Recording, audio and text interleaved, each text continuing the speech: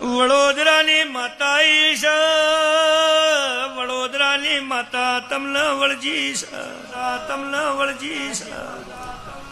આ વડોદરાની માતાનો ન્યાયાલીન વડોદરાની માતાને વડોદરા મેળવા જાજો. મારા ભુવાને હંગાતી લઈ જાજો.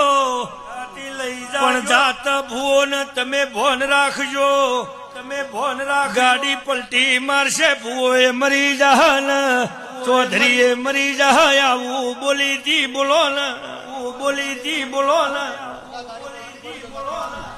હું તો અગાઉ બોલવા વાળી લગધીર માતા છું.